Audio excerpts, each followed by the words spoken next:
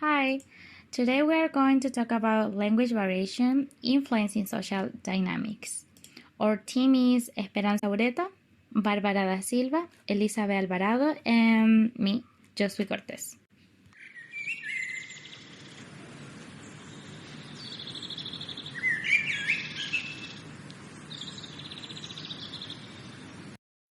Throughout the history of humanity, people have had the need to communicate with each other, and by use of evolving, trying, and changing, we now have a diversity of languages to satisfy this function. Every country has its own language, but we have to mention that there is not just one simple language per territory.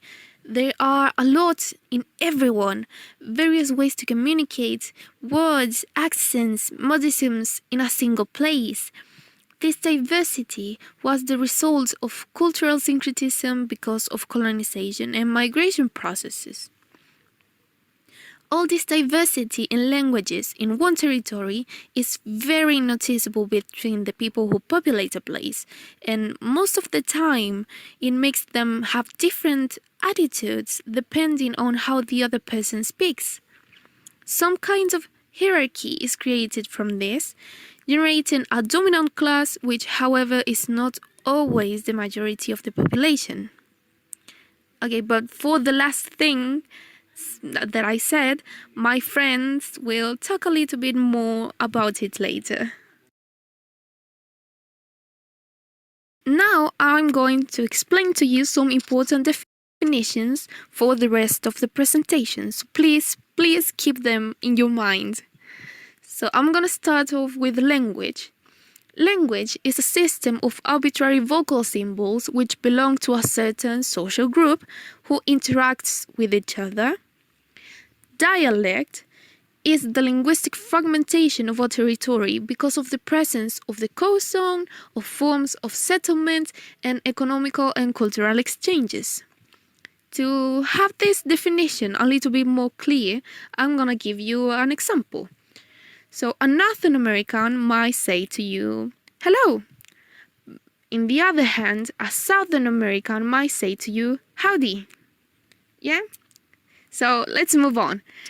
Language variation or linguistic variation refers to regional, social, or contextual differences in the ways that a particular language is used. So to finish, power is the capacity or ability to direct or influence the behavior of others or the course of events. So now that we have all these definitions, we can continue. So let's go on, friends. To give you more context and give you more history behind language and power, let's analyze this quote. The history of language is written as the history of its language ideology. You may have heard this idea phrased differently. For example, histories are written by the winners, or even more concisely, consider the source. Let's analyze this together.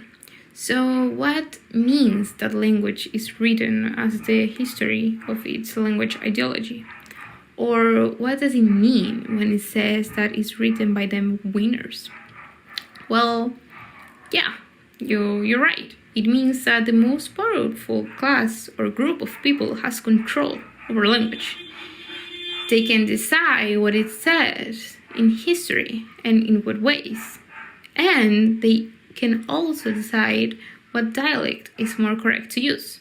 So in somehow they also have the power to decide who can understand this best dialect. As an historic example, we have the famous Bible. It is so much better to print the Bible in one variety of English, and then let everyone know that this is the best English and all have to learn it. Didn't this to separate the speakers were only a minor group of people who had knowledge of this best kind of language, and the other group that has to follow the rules and learn this new language, leaving behind their native language. Then what language has to do with power? Well, a lot. Language has always been the most important way of communication. And depending on where you're from and what language you speak, it can define who you can be in the future, what opportunities you could have in life, as well as how people will treat you. This means that depending on your language, your dialect, the way you communicate or speak, you can be exposed to be treated with a more or less benefits than others.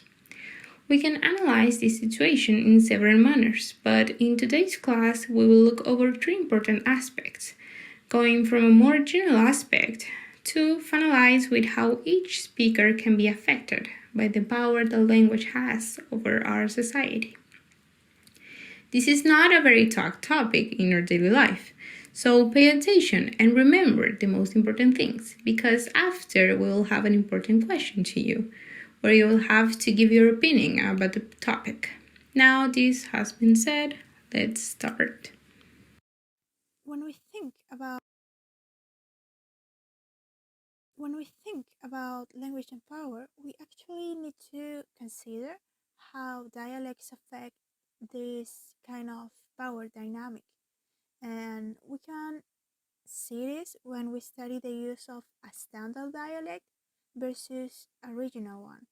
And this kind of differentiation varies depending on the context for every region and the usage someone might give this dialect. And it is clear that for most languages, these variations from the standards are viewed as substandard or lesser. And we have to also consider that these regional dialects may vary quite a lot from the standard one. And in some cases, these differences might produce an impediment to ensure to communication. And because some words change so much that even two people from the same country may not be able to understand each other. And this might be also the case from country to country, but also from within the same country. We have to also think about that this positive or negative view of a dialect depends on many factors, like culture, politics, and social variations. And because it is actually the one that is in power who plans this standard dialect, and any geographical variation is seen as less. And it proves the reality of the inequality of power and how it affects the way someone speaks and how they feel about the way they speak.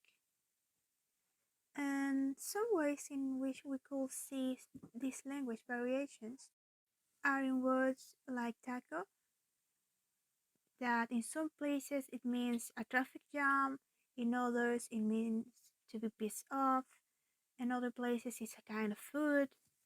But we also have to see the socio-economical status one, where words like baby, in some places they use the word wawa, and in other places they use the word bebé.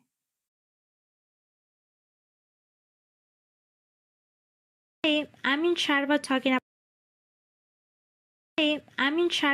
about in which way social classes are related to power. One definition was that social class is related to the money that a person has. That definition I found in the book Language, Society and Power by Annabel Mooney and Bestie Evans. But it is not just that. Also in the book it says that there are complaints about language in use. They say that marginalized groups do not have access to power, and that is because the non-standard language variety doesn't have any relation to the standard. Those non-standard language varieties, according to the book, can be regional dialects that are not well accepted in some societies, some accent, another dialect from other countries, or the way in which some people from another socioeconomic level, different from the one they have, use language. Well, if you are thinking if we have any example about dialects or the way of speech and the relation to power of in our country, the people are treated in different ways because of this, well, the answer is yes. One of the most common situations that I think almost everyone might notice is when someone who lives in the south of our country travels to Santiago. The look of people over them is different. Even when they are going to buy something, some of the sellers treat them like they don't know anything. That vision or opinion over them has been settled in our country since a long time ago. Everyone looks at them like asking themselves, they know that? They can't do that, really? They know how to take a bus, train, or something with a car? As if they were from another planet, but they are just a few miles away from us. As well, in that book also appears an example that has a connection with what I was talking about before. A school in Middlesbrough, England, sent a letter to the parents of its students advising them to correct their children's English usage.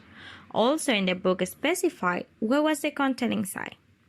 Well, the letter provides 11 examples of grammar and pronunciation that, according to the school, were considered frequently incorrectly used.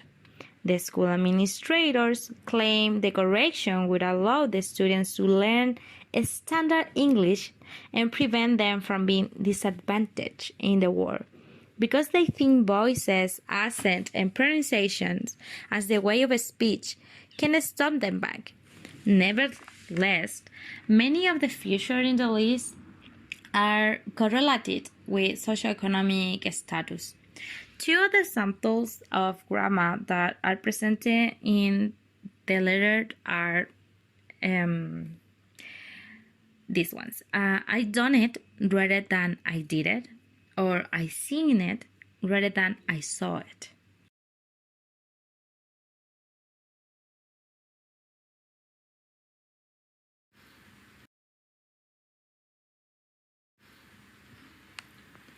You have learned how language power can affect us depending on where we live and depending on your class or with the group that you identify yourself with.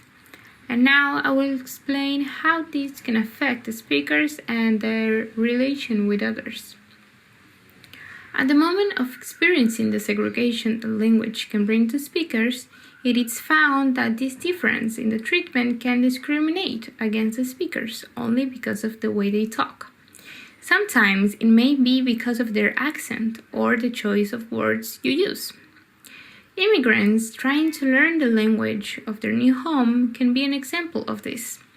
They sometimes can receive an equal treatment, like a not nice response to them, people making fun of them for pronouncing something in the wrong way, or even something more serious, like not giving them a job opportunity.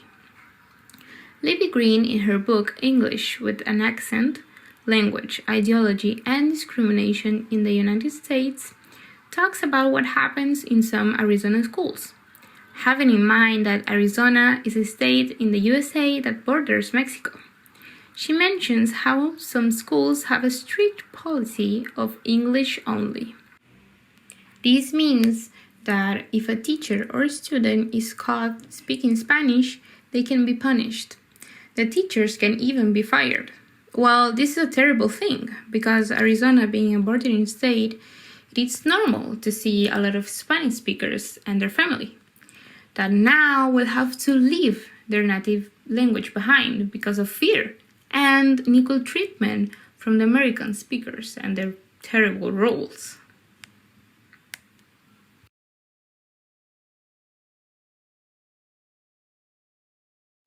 To finish this topic, I want to read to you this quote, also from Libby Green's book.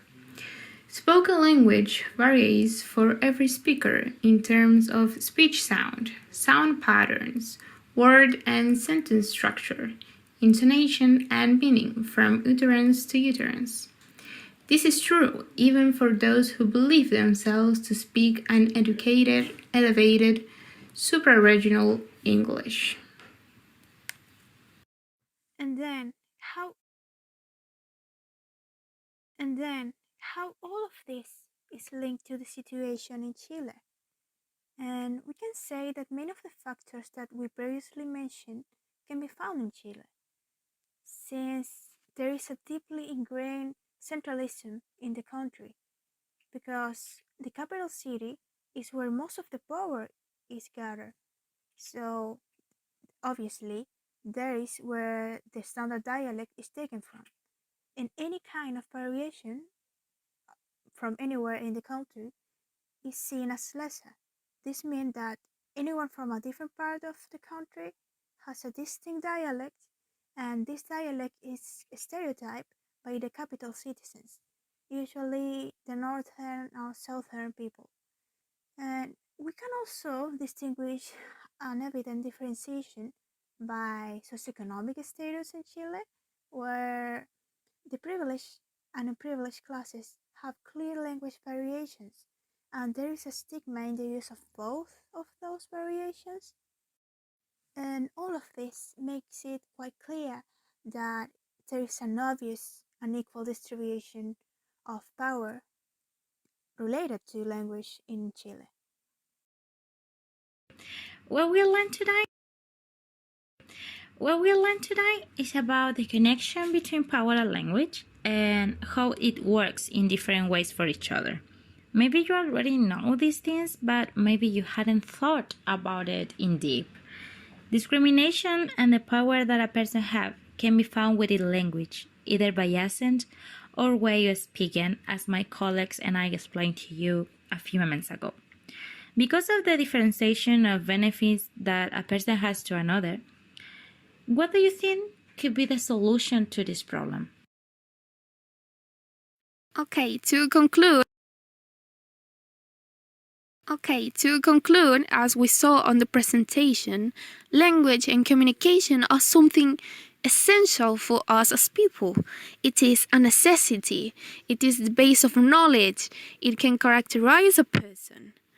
But this necessity sometimes creates barriers with each other. These barriers are not like simply communicational barriers, like two persons speaking two very different languages, but some social barriers, discrimination, violence. And all these situations mentioned before happen just because of language. In situations like those, language can give power to a group of speakers or disadvantage to others. Have you ever wondered that before? Maybe not, because this unequal treatment has been normalized and not given the proper importance that it should have. So we really hope that this presentation had given to you some useful information and something to think about, because it is important to make a change in this situation. And what better than start the change with ourselves, with what we do daily and how we treat other persons.